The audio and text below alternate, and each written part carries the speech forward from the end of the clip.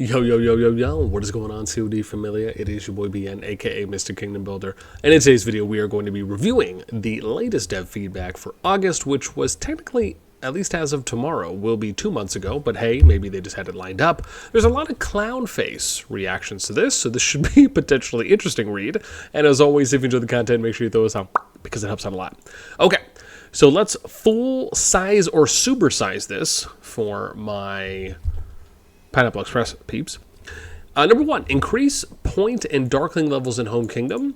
Dev response, thank you for your suggestion. We feel the level of resource points and Darkling levels align well with the overall player progress. So right now we are not planning on increasing their levels in the near future, but we'll continue to observe the ecosystem and make changes when necessary. So I see this kind of one of two ways. One way is going in line with the dev response, which is they just want to keep everything consistent. They don't want the baseline to necessarily change because that could impact, I guess it depends. If they're going to apply everything across the board like it is now, where everything is consistent regardless of the season, how long or how short you've been playing for, then there's that. The second part of it is that it's very clear that as you continue to play and progress your account, you will be able to have the capacity to gather from higher level tiles and being able to gather those fully. So, is it nice? Would it be nice to maybe have them align some things that we see in KVK with the increase in tile levels, etc., to what we have in Home Kingdom? Would it be nice for them to increase Darkling levels as well? I actually would be okay with that. I don't necessarily see anything awful with that. The only challenge, and again, I'll go back to what I said first, is that you would either have to do it where it's across the board, or maybe you could do it where it's seasonal. So it's like every season, maybe up until SOC, you have like you start off, you can go to max 6. Season 2, you get to go to level 7 when you come back. Season 3, you get to go to 8, and then once you hit SOC or whatever it may be, right, then you get to level 9, right? So maybe every season you get a level increase, maybe over 3 levels, and that's just how it works, and it kind of plateaus there at level 9 at Home Kingdom for that. And then maybe Darklings, right, maybe it's, I don't know, if you're doing 3, maybe it's 3, 4, 3. If you're going 10 levels, maybe you do like a 1, 2, 2. If you're just going to go 5 levels up, however you figure that. I actually don't think this would be a bad thing. I just think that it has to be done in a way that presents itself to be an even playing field for the kingdoms, regardless of what season you're in. And then that way it's consistent. Oh, number 2, we'd love to hear you guys' thoughts on that too as well, right? If you're someone who's been playing for a while versus someone who hasn't been playing for a while, right? How do you view that? As I would almost like to imagine that the people who've been playing for a while are probably bigger advocates than the people who just started.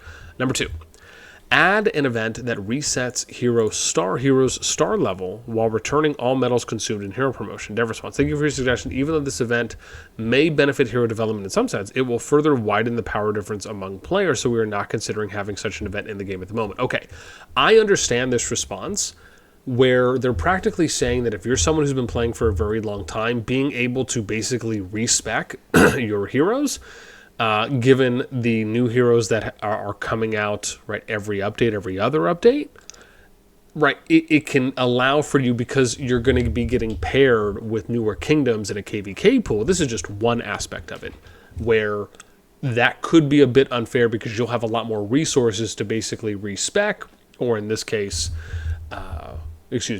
re-talent. Or sorry, where am I reading here? Sorry, restar level, right? Certain heroes that you want, or being able, especially if you think about, like, if you're someone who, again, this is probably excluding the high spends because they're probably already have all these, maybe even some of the mids.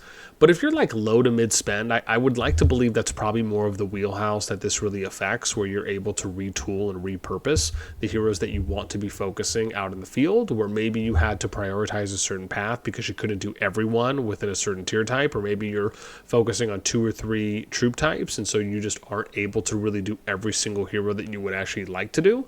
I can understand it from that perspective.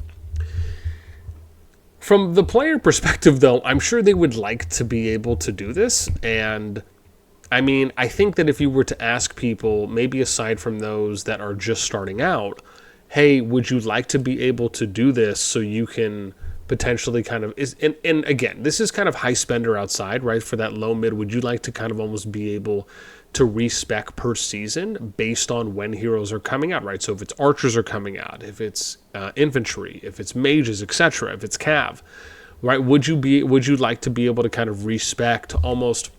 To me, it almost kind of feels like it's the same thing with talents, right? It's like that's the big thing we've been advocating and we were asking for, which is, hey, just having free talent resets. So that way you can have different spec loadouts or talent loadouts. And that way when your troops go back to your base and you resend them back out, you can switch to a different loadout if you need to, right? To kind of adapt in real time.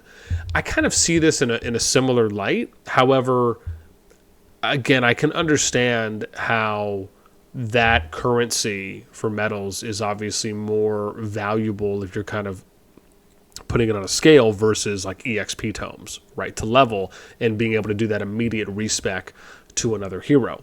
So, yeah, I'd love to hear what you guys think on this, right? My thoughts overall is, do I think it can be something that can be good?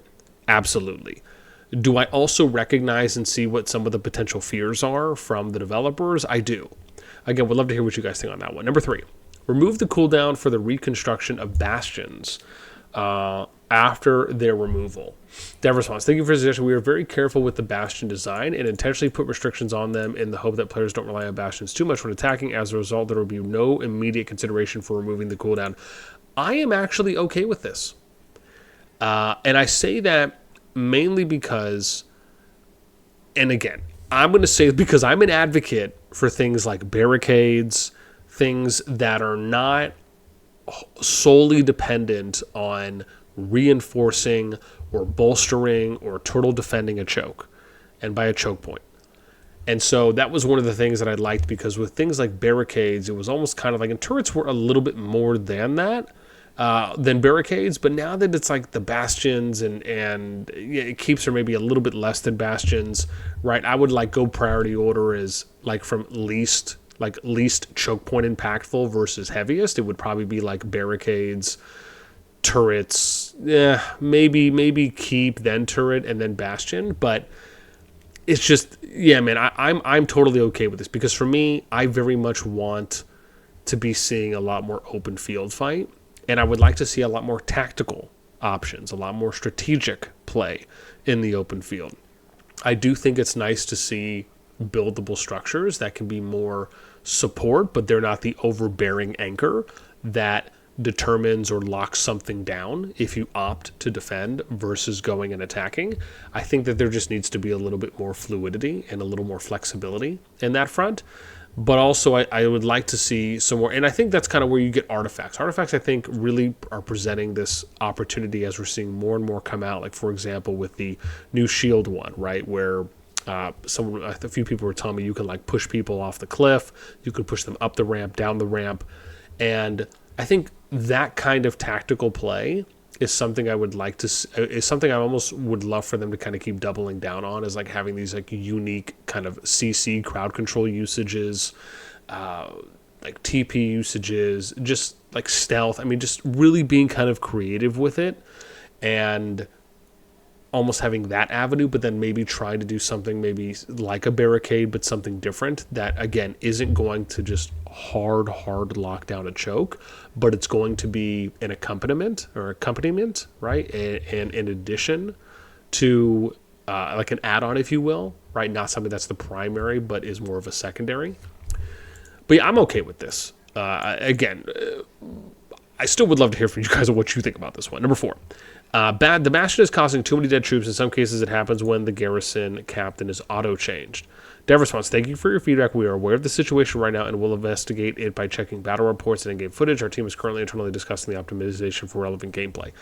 I mean, this is the thing. And I think this question really at its core hits a lot of what we've been talking about and I've advocated for a while now, is that I understand that the game wants to start incurring and doing things to incur more deaths. So you don't get players that basically just stop training troops because they're not putting themselves in situations where they need to take deaths. However, I have said this and I'll keep saying it over and over again. The game is just too young. It's too early to put in this amount of avenues where players can incur deads. Yes, keep in mind you still cannot take deads out in the open field, right? You're only taking deads if you're attacking a stronghold, a city, so past city, and then obviously with the bastions now.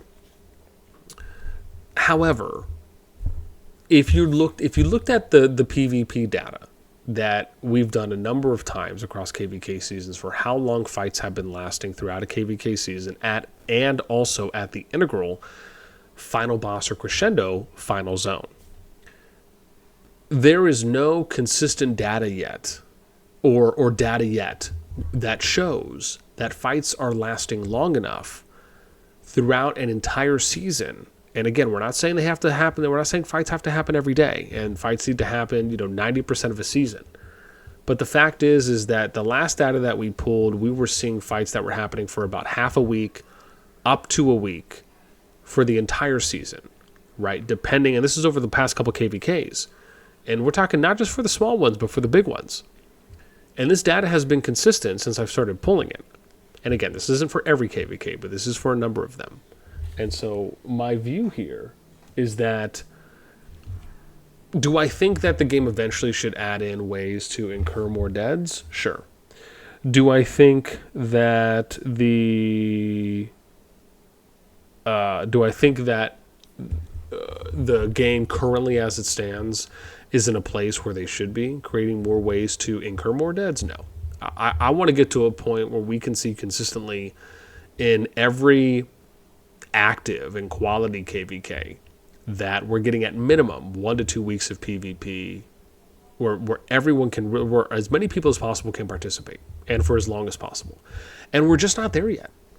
I can't tell you how disappointing it is to go and watch a KVK and the fighting lasts a couple days throughout, and that's the amount you get throughout the entire season of like really going hard at it. And I also think that that's a big factor when you think about how long the PvP is going to last for, because now that people are taking deads, regardless of the ossuary and you getting a percentage back or the up to 50% back, you're still incurring deads. And that can also psychologically factor into players who maybe don't want to overcommit or commit as much, and it can cause people to not want to fight as much. So there are some negative drawbacks from putting it in as early as they are, with adding now another layer and element from the bastions being able to incur deads. So, it's just, I don't know, it almost makes you wonder, like, could they have done the bastions where it wasn't treated as a flag, to where you have to go through it, right? You have to remove it. It can't, So, I mean, obviously at that point it would just be a turret / keep, but maybe they could have done something different. I don't know, just my thoughts. What do we have here? Number 5, increase the number of war pet skill slots and chance of getting 8 skill slots during regeneration. Dev response, thank you for the suggestion. Given that 8 skills is already making war pets quite impactful in fights right now, we have no plans to increase it at the moment. However, we are planning to add a guarantee feature to the war pet skill slot during regeneration in the future. Okay, that's interesting. Even though I don't use war pets, I can at least understand the fact that there is a level of, I don't want to use the G word here, so we'll just say random acts of RNG at times, but being able to provide some levels of guarantee, I would imagine, has to be nice for some people. Again, would love to hear what you guys think on that one. Number 6. Do not allow players to purchase extra challenge opportunities, because in this way, and is this for Champions of Olympias? Or is it Olympia? In this way, players who are willing to pay more in the game can get more chances than other players, thus further widening the score margin. Dev response, thank you for the suggestion. We enabled challenge chance purchasing according to players' advice, so we are not going to make changes on that anytime soon. I mean, come on, man. That's a cha-ching, cha-ching, bling, bling, ba-bling, if you get my drift. However, we are working towards improving the score gain-loss algorithm to solve the issue you have mentioned. I mean, to be honest, are you really going to be able to solve any issue that relates to that if you're allowing people to purchase tickets that will inevitably, if in the best case scenario, they win all of those for the amount of tickets they purchase, and then it doesn't matter really what your win-loss is at that point because they're still gaining more? So it's like, what? I mean, unless you're going to change the back end to where for anyone who purchases tickets doesn't get as many points compared to people who do purchase tickets or who do not purchase tickets. But then I kind of feel like now we're kind of getting to like some illegal, unethical violation of how the game should operate or would operate in that sense. So, yeah, I just, part of me wants this to be like this. This just is what it is. It's just another way for them to capitalize on building revenue, right? Gaining revenue from this avenue. On the other side, it's, would it be nice if there were some events in the game? And again, there are some, but would it be nice if there was, and maybe I should say, if there was a high number or a consistent number of impactful events that had purely like a no spend option on them? I do think that would be cool. I am okay with them having some because I get it, it's a business, but for some things it would be nice, right? Or even if there was, I don't know. I'd really have to think about this one for a minute. Those are just my I guess, initial thoughts. Would love to hear what you guys think. Number 7, add talent tree presets in Roots of War to Champions of Olympia. Actually, that's a good idea. Thank you for your suggestion. We think it's an adoptable change, and we'll have further discussions within the dev team to actively make this change happen. Please stay tuned for future updates. Yeah, I think that makes sense. Number 8, the Legion's, we got 2 left. Legion's attack route in Tournament of Champions is sometimes inaccurate, which exposes the cavalry's weakness to marksmen. The game mode doesn't allow manual casting of artifacts, and it also doesn't optimize artifact usage, which is even more unfavorable to cavalry. Thank you for your feedback. The attack route in Tournament of Champions is rule-based. During actual combat, it can be inaccurate due to march speed and other factors. However, this is supposed to be part of the gameplay mechanics. In the meantime, cavalry units are meant to be crucial in Tournament of Champions as they are heavily impactful due to their threat to backline troops, but we will actively work on ways to improve accuracy on attack routes. So this is my thing with this game mode, is I personally think that they are missing a huge opportunity here. I get that you're trying to kind of apply this battle chess approach for what we see in Sunset Canyon and Rock, and I get it. However, I very much think that this should be... Now, I think it's okay if they want to have that like on the weekday. I would love to see them test out real-time matchmaking, game-wide, on the weekends. Like on a Friday, Saturday, or a Saturday, Sunday, or Friday through Sunday, or Saturday, Sunday, to where you can live matchmake and queue and search for matches, and then you can go up against other players in real time, where you can choose when you want to pop an artifact, you can choose when you want to use a skill, and it can have a little bit more true skill to the matchup. And then on top of that, if you were maybe doing something where like you kind of did it like with Row, well, eventually maybe with Row, right? But maybe you live streamed some of those matches, or you put some of those top matches up so people could watch them. That would be cool. Maybe do a betting system or something like that for resources, gems, whatever it may be, right? Similar to what Rock is doing for, the Ark of Osiris and Osiris League matches. Again, I think there's a huge opportunity here. I mean, heck, even if you just opened it up one day a week on a Saturday, I think you could put this in, like, have real time where people are actually able to fight 1v1 and then increase it.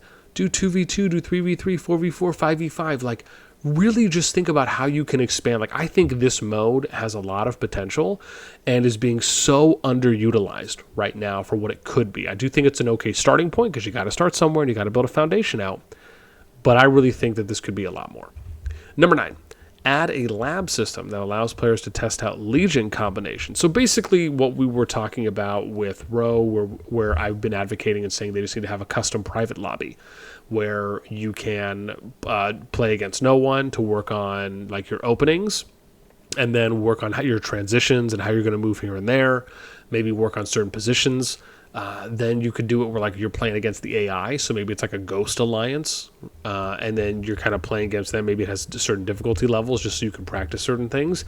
And then maybe you can also set up scrimmages, so like friendly matches against other alliances, right? They just have to pick a certain day and time, and you guys can set that up so you can practice against other people. That could be cool as well, right? So kind of doing things in an unofficial capacity, but all kind of go towards something that you would train and prep for. So I actually think this is a great idea. Infinity Kingdom has something like this and it was added in, I believe, like a year plus after Global, but they have something where you can actually go and do certain tests. Now, from what I understand, when it was introduced, it was pretty limited. So I'm not sure if they've expanded it now. But I do think this is a good idea, adding in some kind of a private match system where you can maybe pick certain combinations to do your own testing. So you can say, like, I want to test against this tier unit. I want to have, like, all the heroes are unlocked. You can talent all of them out. You can fully customize and spec everything, right? So it's, and the thing is, you would test out everything at, like, max level, right? So any artifact you're going to use, you test that at max level in there. Heroes would be max level. They'd have all their skills maxed, etc., right? And you could just choose what tier you want to use. You choose what heroes you want to go up against, the types of troops you want to go up against. You can set up their positioning. You can set up your positioning.